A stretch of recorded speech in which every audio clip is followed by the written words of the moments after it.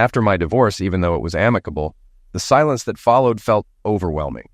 I threw myself into work, but weekends were a constant reminder of what I'd lost: companionship and plans for the future. Watching my married friends move on while I felt stuck only made it harder. During those lonely times, I found comfort in renovating my house. Like me, it needed repairs, but it still stood strong. The hours I spent fixing it made it a safe haven, something I could control when everything else felt uncertain. One Friday evening, after a long work week, I felt a brief moment of joy. The sun was shining and the weather was perfect, but the relief faded quickly when I realized I had no weekend plans. No dates, no social events. At 28, 3 years post-divorce, I hadn't found a lasting relationship. Online dating was a bust, and blind dates from friends hadn't worked out. Even my ex was in a stable relationship now, which ironically brought us closer as friends. I couldn't help but wonder, what's wrong with me? When I got home, I felt a little better seeing the progress I'd made on my fixer-upper, a project I'd poured time and money into. My lumber industry connections had come in handy. After changing into my running gear, I took a quick look in the mirror. I was in good shape, 6 feet tall, 190 pounds, but I still couldn't shake the feeling that something was off. Why haven't I had a meaningful date in months? Feeling down, I went for a 5-mile run, which always helped improve my mood. Later, I was relaxing with a beer on the patio when my phone rang. It was my ex-brother-in-law, Mike, who also handles my finances. He asked what my plans were for Saturday, already knowing I had none. "I'm busy, but flexible," I lied. "Don't tell me you're working tomorrow," he joked, knowing I worked for his dad's timber company. Mike, on the other hand, ran his own investment firm. "I'm not working," I said. "Just have some things to do around the house." Mike then invited me to an event at the fairgrounds. I wasn't against going, but I pretended to hesitate. Before I could say anything, he confirmed he'd pick me up at 11. Just like that, my weekend plans were set. "Looks like I'm going to the spring fair," I thought as my phone buzzed, locking me in. I first met Mike Robinson the same day I met my ex-wife, Kimberly. By the time I was in junior high, I was already working part-time at Specialty Timbers, saving enough money to buy a used Corolla. It wasn't fancy, but it got me where I needed to go and helped me support my mom. After school ended for the summer, I started working full-time, from 7 o'clock to 3:30. On my first full day, I met the shop supervisor, Don "Smitty" Smith, who basically ran everything. He taught me a lot about the machines we used, and I spent the summer learning the ins and outs of the business. That day, during my break, I went into a new break room and encountered Mike and Kimberly for the first time. Mike, wearing a smirk, cracked a joke about my work clothes, while Kimberly giggled. Feeling embarrassed, I hurried into the break room to escape. Later, the owner, Ted Robinson, came in and introduced himself, apologizing for his kids' behavior. That's how I first met the Robinsons. The next morning, Mike picked me up, 20 minutes late as usual, in his black BMW. He explained that his wife Megan was meeting her friends, Brandy and Celia, and we'd meet them at the fair. When we arrived, Megan introduced me to Brandy and Celia. Brandy had long dark hair and a polished look, while Celia had curly hair, an athletic build, and a warm smile that caught my attention right away. Throughout the day, I spent most of my time with Celia. She had a way of making me feel like I was the only one in the room, and I found myself being more charming than usual. Mike kept giving me knowing looks, as if he could tell something was happening. We all had a great time at the fair, and when Brandy left early, Mike offered to give Celia a ride. We ended up at an outdoor table at Mallory's, where Mike entertained us with stories about work and family. I couldn't remember the last time I'd had such a fun day. When I mentioned I needed to go for a run the next day, Celia asked where I usually ran. Before I knew it, we had plans to meet for a run on Sunday at 9 a.m. We went for the run on Sunday, and I had a great time with Celia. Talking and laughing felt natural, and I enjoyed getting to know more about her life. After the run, we grabbed coffee and talked about her job as a dental hygienist, her family, and her life in the Bay Area. She mentioned her father had passed away, and her mother worked at a hair salon owned by her aunt. Afterward, I dropped her off at her apartment and told her, "I'll pick you up at 9 for our next run." She smiled and agreed. On my way home, Mike and Megan couldn't hide their smirks. "What?" I asked. "You're moving fast," Mike teased. He had been trying to set me up ever since my divorce from his sister Kimberly. I think he felt a bit responsible, knowing her secret before I did. I'd worked at Specialty Timbers during my senior year of high school, learning all the machines from Smitty. Kimberly would come in on Saturdays for bookkeeping, and we eventually started dating. She was planning to attend Colorado College, and I was worried about the distance, not realizing other guys weren't the issue. At the end of summer, Ted Robinson, Kimberly's father, asked me about my future plans. I didn't have much figured out, though I had an application for community college. Ted offered me a position in the office, starting at $3,000 a month with potential bonuses. I was surprised, but accepted. Working with Ted, I learned the business side of specialty timbers, pricing, customer service, and accounting. Meanwhile, I stayed in touch with Kimberly while she was in college, and our relationship seemed solid. On Sunday morning, I picked up Celia for our run. She looked amazing, and we chatted on the way to the trailhead. "I usually run a 5-mile loop. Is that good for you?" I asked. "Sounds perfect," she said with a smile. We went for our run on Sunday, and it felt effortless with Celia. We synced up perfectly, talking and laughing the whole time. Afterward, we grabbed coffee and continued chatting about her job, family, and life. It all felt so natural, and I found myself hoping she wasn't seeing anyone else. I dropped her off at her apartment and asked if she was free next weekend. She agreed, and we exchanged numbers. On the drive home, I thought about kissing her, but decided not to rush things. I wanted to play it cool. Back home, I felt great and got some work done around the house. By Monday, I couldn't stop thinking about her, so I texted, suggesting a hike to Rainbow Falls and dinner afterward. She replied enthusiastically, adding a heart emoji. It felt like our first real date. Work was hectic that week, but Celia was on my mind. Tuesday was rough, but a text from her turned my mood around, and we ended up texting for over an hour. We kept chatting through the week, and by Thursday, she was the one initiating conversation. On Friday, after my run, I texted her about our date, but she didn't reply. I shrugged it off, thinking I'd see her the next day. On Saturday, I picked her up, but something felt different. She was sweet, but a little off, saying she was just tired. We hiked together, and she held my hand, which felt nice. Afterward, we planned to meet for dinner at 7 p.m. When I picked her up, she looked stunning, and her warm hug and kiss made me wonder if the night might lead somewhere more. But I kept my promise to take it slow. Dinner at Mazzuletto's was perfect. Great food, wine, and conversation. After dessert, we decided to walk around the square. Celia snuggled up to me, and we were both a little tipsy but happy. As we passed a group of young guys, one of them shouted, "Cece!" Celia smiled and hugged them, introducing them as her friends, Bobby, JT, and Marcus. I stood there, unsure of what was happening. I extended my hand to shake theirs, but the guys gave me half-hearted handshakes, grinning at each other. They chatted about music and a club called Evolution, and I noticed a closeness between Celia and Marcus that made me uneasy. She seemed to enjoy their attention, and the connection between her and Marcus bothered me. After about 10 minutes, Celia hugged and kissed them goodbye, but the warmth of our evening was gone for me. As we walked back, she snuggled up to me, but I couldn't shake the feeling something was off. Are these really her friends? I wondered. They weren't bad, just not my type. She suggested we check out Evolution sometime. "I'm not much of a dancer," I said, chuckling. "Who cares? It's just for fun," she replied. We drove home, and I tried to stay positive, but the encounter left me distant. When we reached her house, she asked softly if I wanted to come upstairs for coffee. Normally, I would have said yes, but something held me back. "I'm good, thanks," I said lightly. I gave her a quick hug and left, feeling a mix of relief and confusion. During Kimberly's first 2 years at Colorado College, we stayed close. I always looked forward to her visits. I'd ask, "When are you coming home again?" And she'd smile, but something felt distant. When I asked about school, her answers were vague, and sometimes I'd get jealous and ask about the guys. One day I pushed too far, and she snapped, "I told you there are no other guys. Leave it alone." She stormed out, leaving me stunned. Despite this, we mostly got along, and I dreamed of a future together, running specialty timbers. Kim's dad, Ted, and I had a good relationship. He saw me as dependable, the opposite of her ex, Mike, who was charismatic but unreliable. "Mike's fun, but no staying power," Ted once said. He appreciated my hard work and even saw me as a good fit for the business and for his daughter. Before her junior year, I proposed to Kimberly. She seemed surprised and said, "I need to think about it."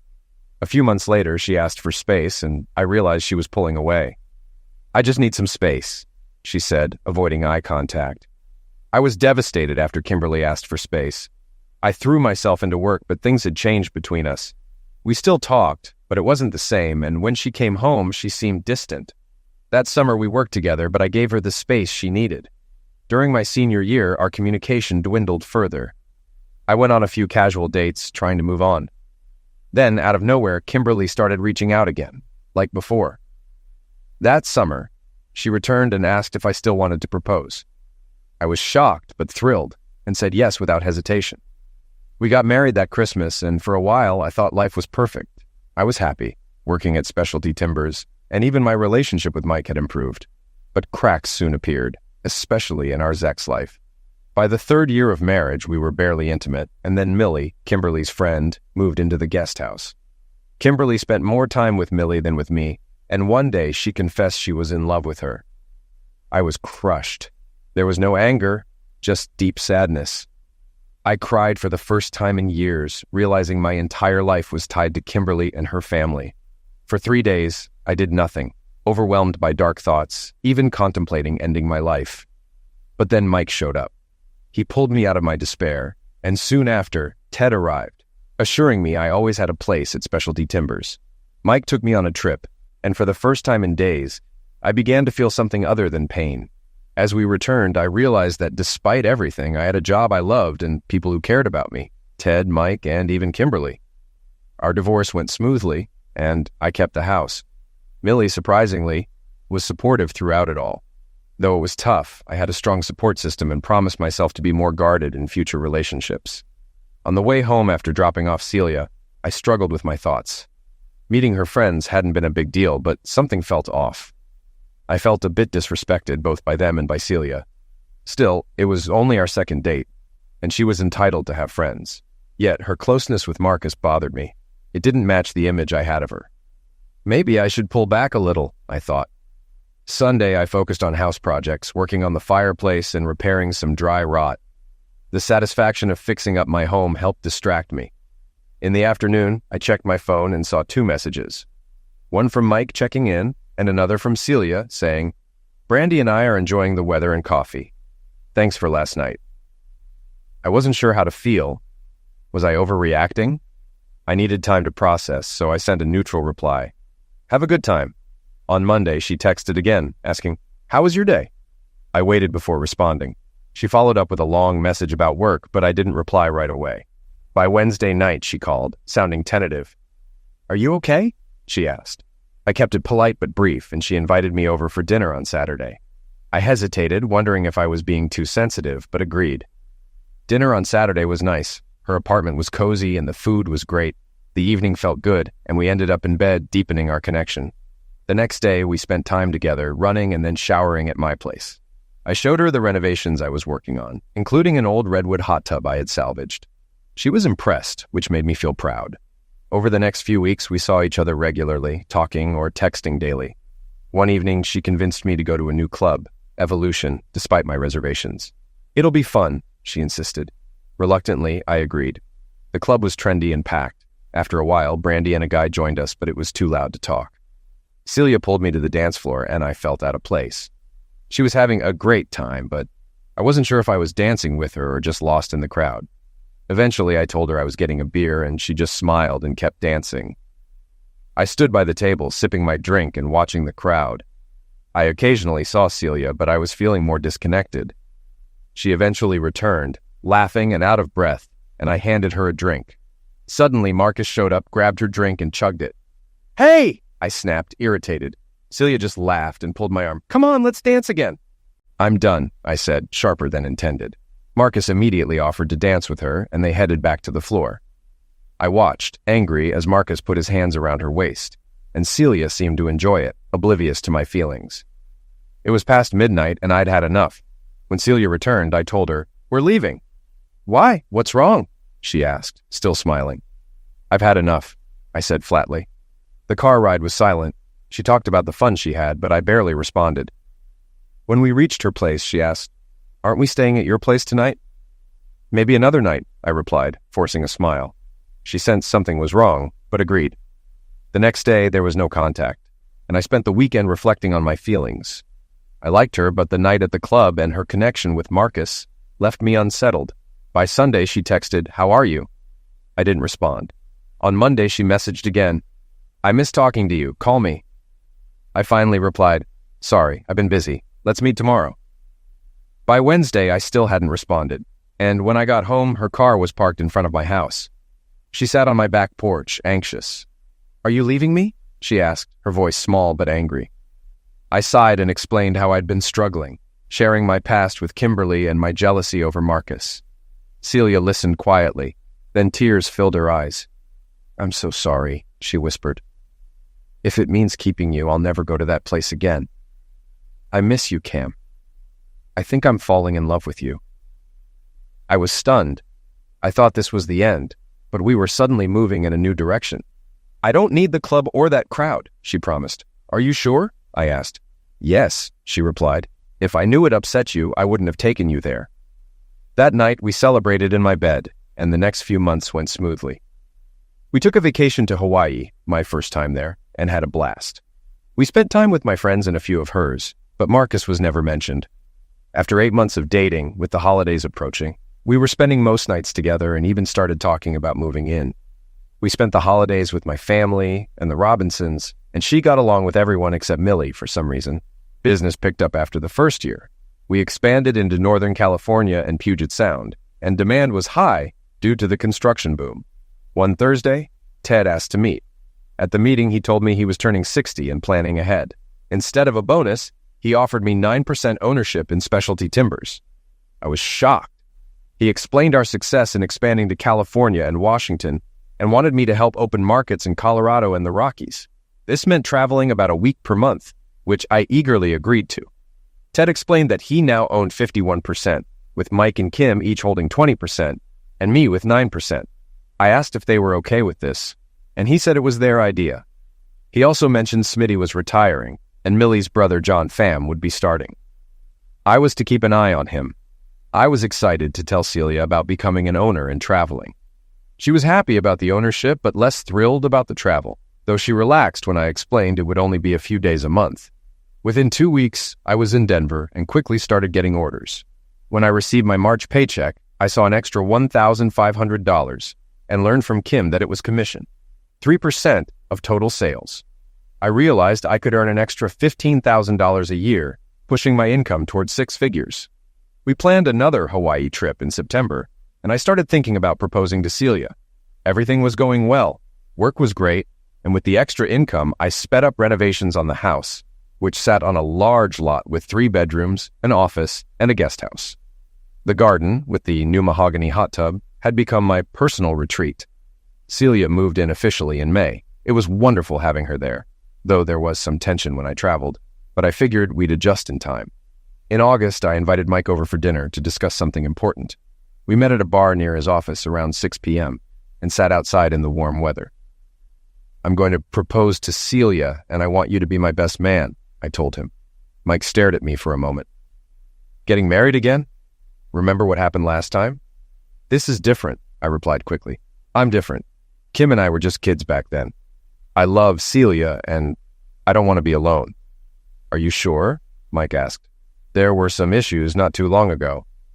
"We talked it through," I said, though his words planted a bit of doubt. Still, I told him again, "I want you to be my best man. I'll propose in Kauai." We celebrated with a tequila shot and had a great night. 2 weeks later, I went to Denver for business. Needing samples, I stopped by the store, and John Pham helped me cut and pack them efficiently. Impressive young man, I thought. He even offered more help, recommending his cousin as a worker. Later, I had a meeting with Junior Longfellow near Denver. He was around my age, and we hit it off quickly. Our discussions stretched into the afternoon, and he mentioned doing a West Coast tour in November. I had plans in Montana, but I told him I'd be in touch. The Kauai trip was amazing. We stayed at a top resort covered by my commission and spent time hiking, snorkeling, and relaxing. On the second to last night, as the sun set, I proposed with an engagement ring. Celia cried, hugged me, and we ended up back in bed. As we lay there, I asked, "Are you happy?" "Yes," she said. "If you could change anything, what would it be?" I asked. "Nothing," she replied, then added, "I guess I wish you didn't travel so much." I explained that the travel was important for our future, and sometimes she could join me. She agreed, though quietly, and I quickly brushed it off, maybe a little too fast. Life moved forward, now with wedding planning in the mix. We decided on a Valentine's Day wedding, with Celia handling most of the details while I supported her. Work got busier as demand grew with the Rocky Mountain Market expansion, so we hired John's cousin, Nathan Nguyen, and their friend Van. With Smitty leaving, I spent more time with John, seeing how smart and hardworking he was. One night, I had beers with him, Nathan, and Van, and I appreciated their dedication to Specialty Timbers.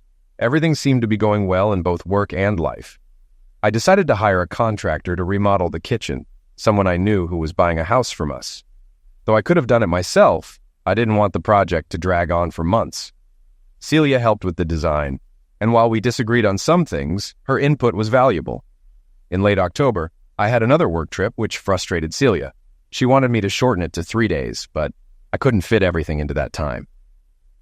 My November trip coincided with Junior's mill tour, but Ted covered it while I attended a trade show in Montana. The show ran Friday through Saturday, with an early Sunday flight out of Billings.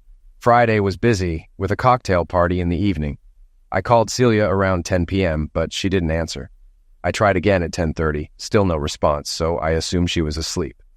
The next morning after working out, I called her again around 8:15 a.m. She finally picked up, sounding a little off. "I called last night. Were you asleep early?" I asked. "No, my phone was off. I was just doing some work in the kitchen," she replied. Thanksgiving with the Robinsons was approaching, and Celia seemed a bit distant and quiet, but I didn't press her about it. We were both busy. I was invited to the Longfellow's Christmas party in Denver on December 9th. We talked about Celia coming, but she had work, so I went alone.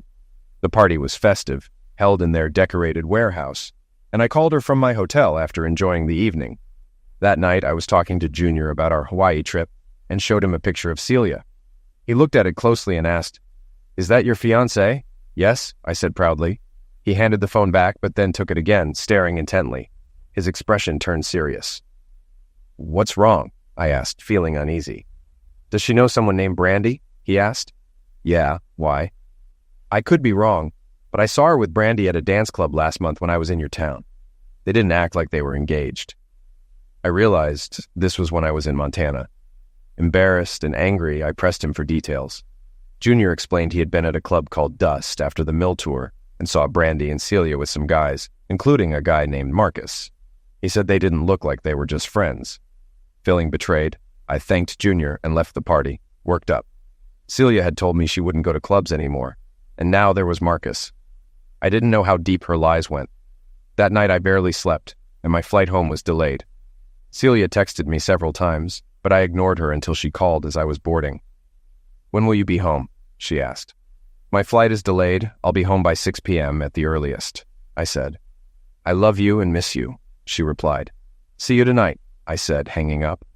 On the way home, I planned to test her honesty. When I arrived, I greeted her and checked the kitchen progress. "I have a question," I said, keeping my tone neutral. "Sure. What is it?" "When I was in Montana last month, what were you doing Friday night?"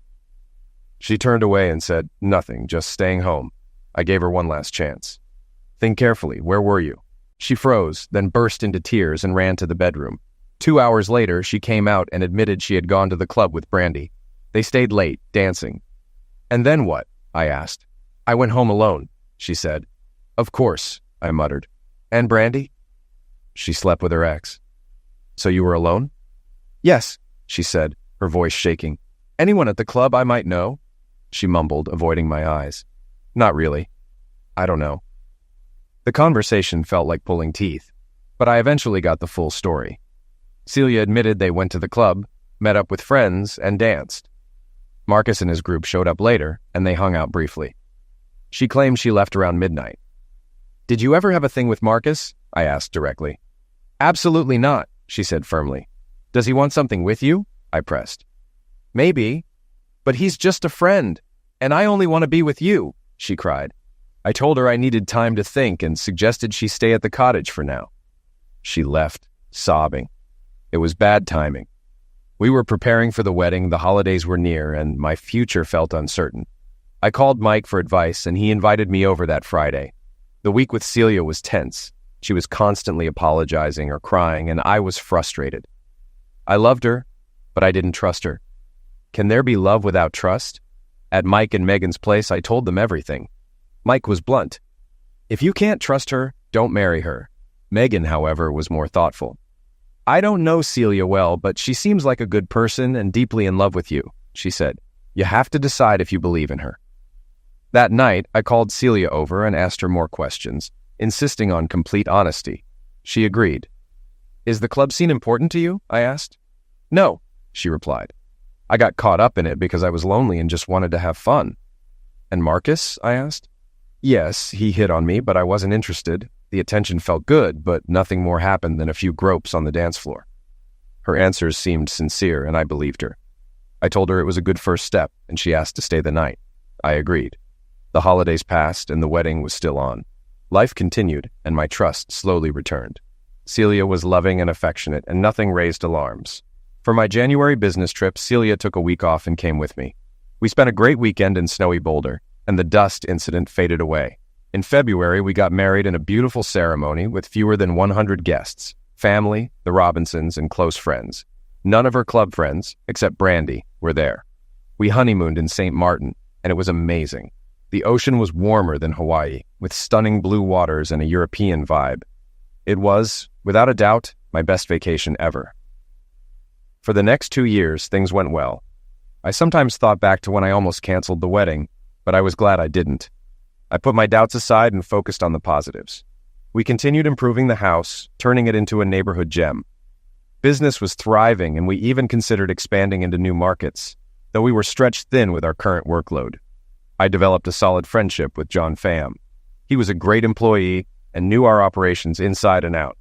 Every few weeks, John, Van, Nathan, and I would stay late, drinking beers and chatting in the shop. I enjoyed their company, and they seemed to like me as well. Just when things seemed stable, a competitor from Asia started importing cheaper products into the U.S., threatening our market. Sales began to drop for the first time. Ted, Kimberly, and I met to strategize, and Ted suggested we meet with customers to highlight the quality differences. "It'll mean more travel," Ted said, "and I'll need you to cover both NorCal and the mountain markets." I knew Ted was right, but I felt stressed. That night, I told Celia about the situation and the travel it would require. "How long?" she asked. "Months," I said, knowing it wasn't what she wanted to hear. "Months?" she repeated angrily. "You expect me to wait around while you're gone for months?" Her reaction added to my stress. Over the next 6 months, our relationship deteriorated. We rarely had the closeness we once shared, and I felt like I was battling challenges at work and at home. After months of travel and her lack of support, our marriage hit a breaking point. The business stabilized but required constant attention. Celia didn't seem to understand, and the strain between us only grew. On Monday, I left for the Bay Area after a rough weekend. No closeness, no meaningful conversations. I felt guilty about the trip. On Tuesday, I called Celia and said we needed to reconnect when I got back. When I returned, she seemed more upbeat, and I hoped things might improve. Friday night, we went to Tomlinson's Bistro. Celia was affectionate, and we had good conversation. Dinner was great. We shared a bottle of wine and had some after-dinner drinks. While waiting for our Uber outside, I saw Marcus, Bobby, and their group around Celia, laughing and with Marcus's arm around her waist. Furious, I grabbed Marcus's wrist, and when he flinched, I shoved him. Suddenly, I was on the ground, having been stricken by something cold. When I came to, Celia was helping Marcus up and apologizing to him. Instead of helping me, she started yelling, blaming me for everything. As the restaurant staff came out, our Uber arrived, and we both got in. She clung to me, crying, "Why did you ruin everything? Why did you grab Marcus? This is my body." I stayed silent, too angry to speak. I was overwhelmed. Work stress, marriage stress, and now she was showing more loyalty to Marcus than to me. When we got home, she went to the kitchen to get an ice pack, unaware of my growing fury. "Get away from me," I growled. Shocked, she stared at me. "Go to the cottage tonight," I yelled. "I've had enough." "What's your problem?" she snapped. "My problem is you," I shouted. "No support, no affection, just complaints while I'm trying to provide for us." Without another word, she packed her things and went to the cottage. I sat down with a drink, and after a couple of glasses, calmed down and reflected. I loved my job, my relationship with the Robinsons, and the home I had built, but something had to change. I decided the next day we needed to talk and maybe consider counseling. The next morning at 9 a.m., I brought a tray of coffee, juice, and fruit out to the cottage. When I opened the door, no one was there. All her things were gone. Clearly, she hadn't spent the night. What do I do now? I thought. I wandered around the backyard for about an hour, then tried calling her. It went straight to voicemail. I called again later in the afternoon, same result. I did some chores, made a few more calls, then decided to reach out to Kimberly. She invited me over for lunch. When I got there, she, Millie, and I discussed the situation. Kim said we both had made mistakes, but Millie sided with me. We went through all the options, including divorce. That week I stayed in town, making several calls to Celia, but she didn't respond until Friday afternoon. She finally called. "I'm with friends and need to stop by to grab some things," she said. She arrived at 6 p.m. I wanted to talk, but she said, "Now isn't the right time." "Where are you staying?" I asked. "At a friend's house," she replied vaguely. "Who?" I pressed. "Just a friend," she repeated. I told her I was leaving for a business trip next week and that I'd like to talk when I got back. She nodded and said, "Okay." She drove off in a car I didn't recognize with dark tinted windows. I couldn't see who was driving. I flew to Denver Sunday night to get to work first thing Monday. I offered my clients top service and strong relationships, unlike our Asian competitors, who only had cheaper prices. This was our edge, especially once defects in their products started showing up. We held on to a good portion of our business. Tuesday night, I had dinner with Junior Longfellow. By then, we were close enough that I told him everything about what was happening with Celia and me. "You know," Junior said, "we don't really need you at the show this weekend. We're sharing a booth with Longfellow and it's going to be slow. Honestly, I've got too many people scheduled. You should go back home and take care of things." At first, I wanted to protest, but I went along with it. Friday morning, I caught an early flight and was home before 9 a.m.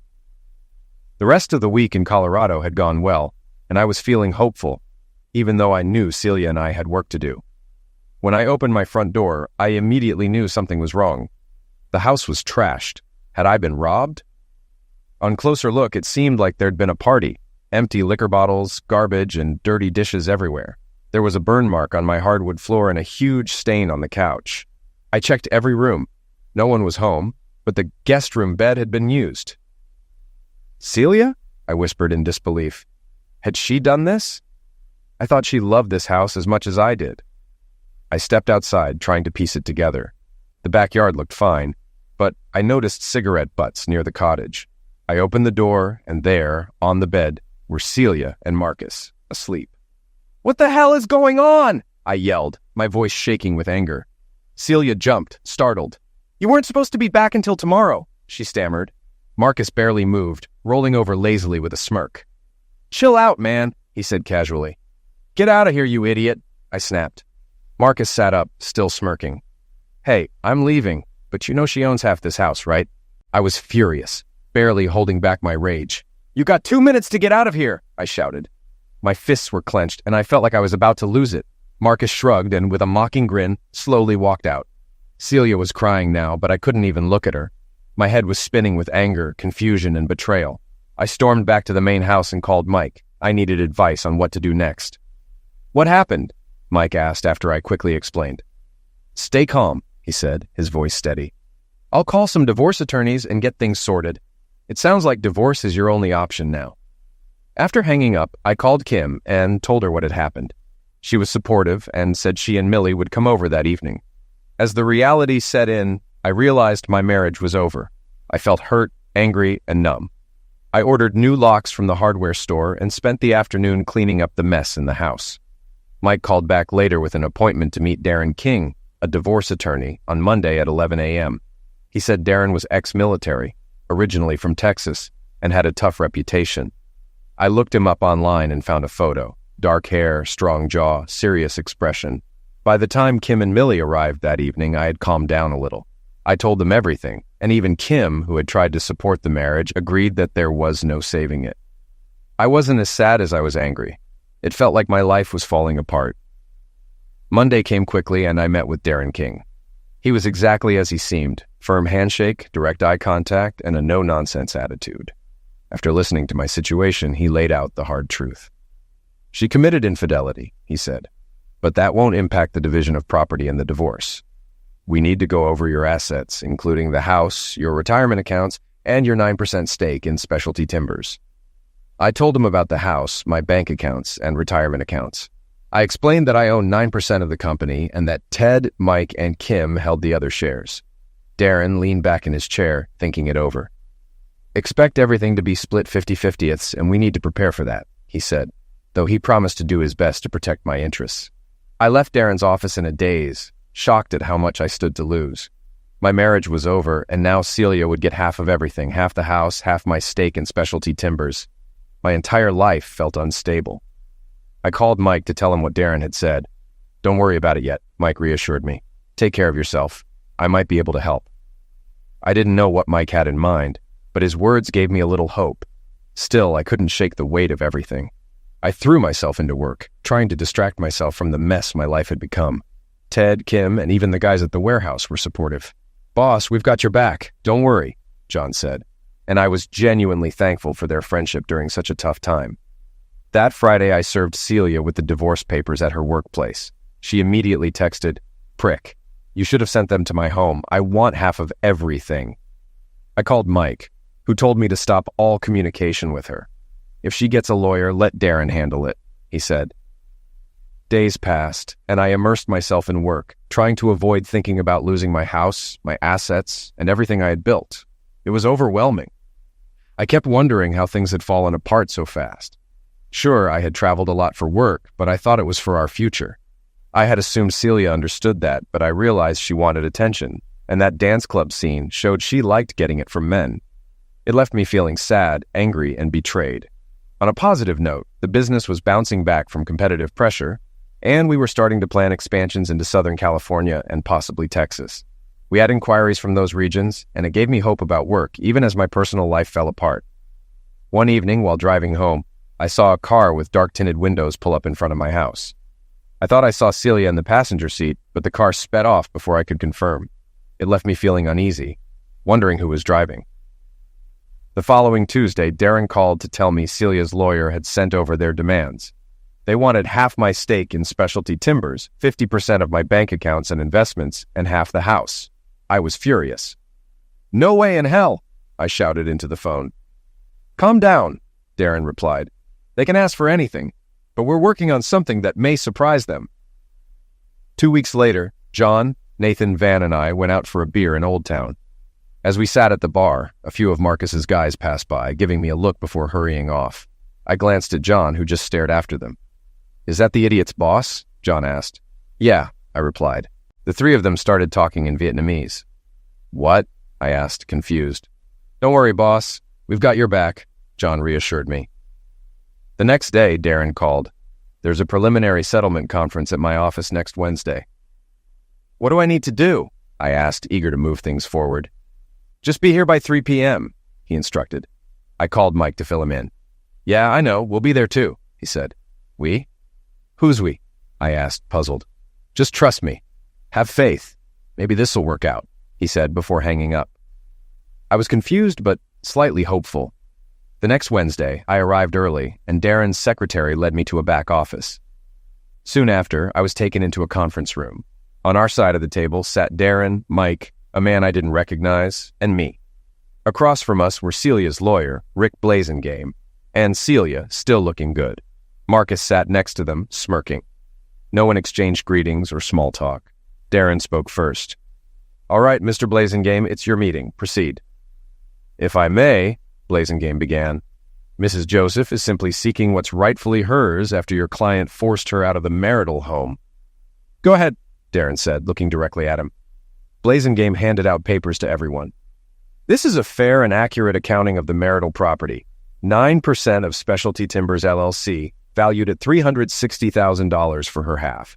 50% of the Ravenscrest Drive home, worth $325,000 for her share. 50% of Mr. Joseph's retirement account, valued at $63,000, and half of their joint checking and savings accounts, valued at $19,000. Various furniture and household items are also included." At this point, the man I didn't recognize opened his briefcase and pulled out some papers. "Mr. Blazengame, allow me to introduce myself. I'm Aaron Devoisier, a corporate attorney with a doctorate in law. I have some documents you'll want to see," he said, handing legal papers to Celia and Blazengame.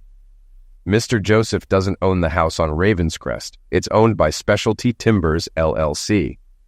"But," Blazengame began, "he owns the company."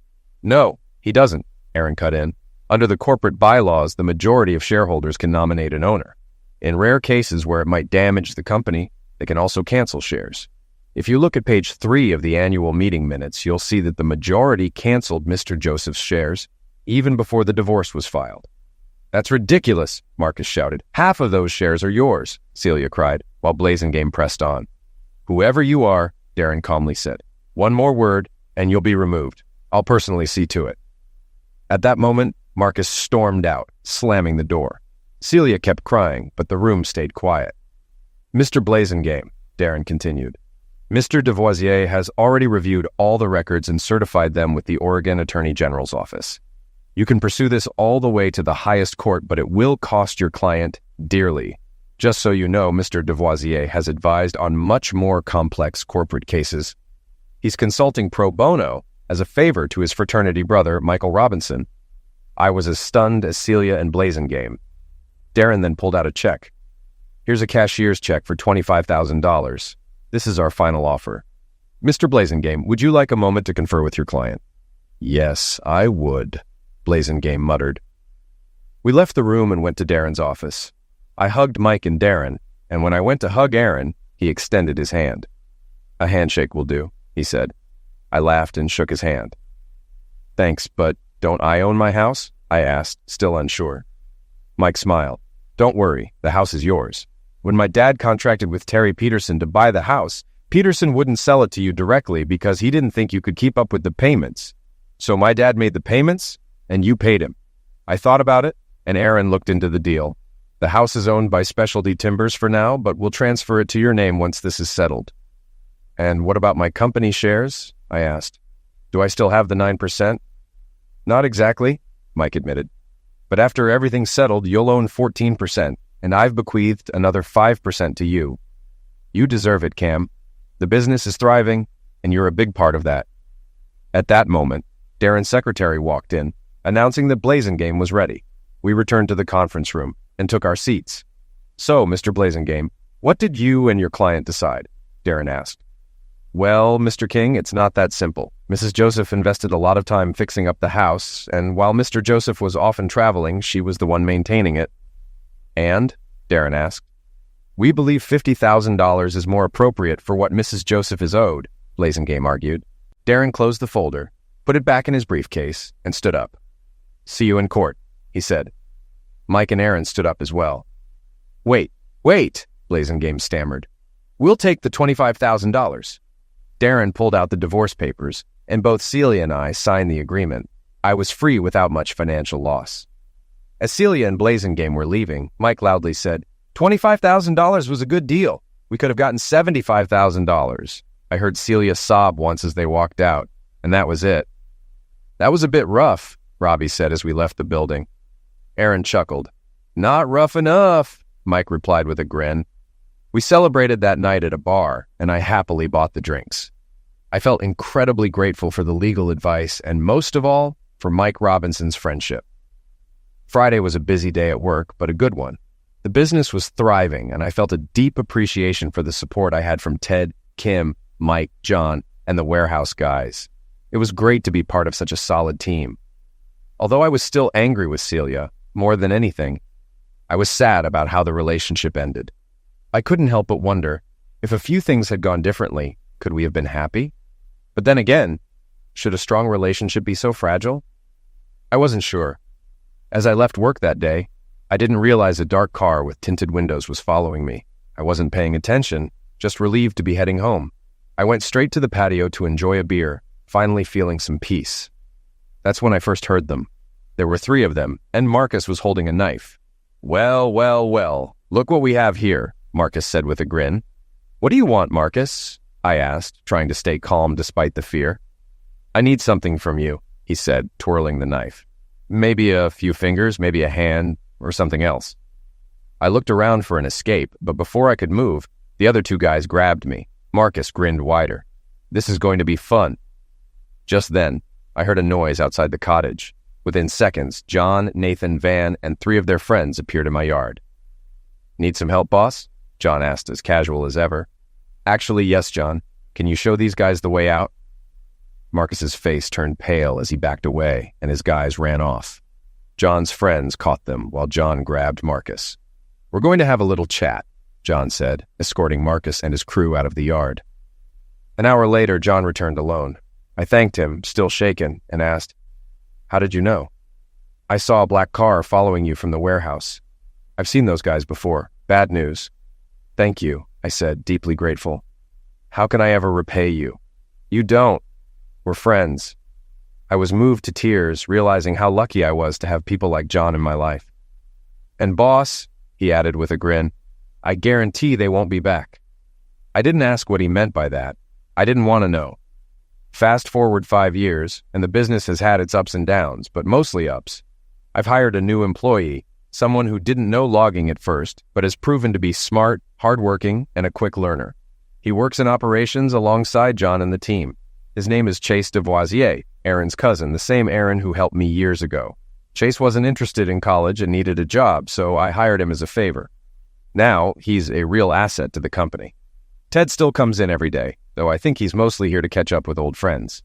Kimberly runs the place, and I help when needed. I still travel for work, but not as much as I used to. I'm more settled these days. My personal life has improved too. Thanks to John and Nathan, I met Vangelis' sister. Yes, that's her real name. I asked her about it once, and she said, "When my mom gave birth to me, she said I came out like jelly." I laughed. It was cute, and she's cute too. She's a fitness instructor at the Valley Club and in amazing shape. I'm almost 10 years older than her, but she doesn't seem to mind. She also doesn't care that I'm not looking to remarry. She once jokingly said, "You look at another woman, I'll kick her bum, then kick yours," with a teasing smile. I just laughed. I liked that playful side of her. I never saw Celia again, and after that one encounter, I never saw Marcus either. The last time I saw him, he crossed the street to avoid me. I haven't looked back, and honestly, I don't think about them much anymore. Reflecting on everything, I'm grateful for the people in my life. Ted, Kim, Millie, John, Fam, Nathan, Van, and especially Mike. Without Mike's friendship and support, I don't know where I'd be today. I love my home. I love my company. Without a doubt, I'm a happy man.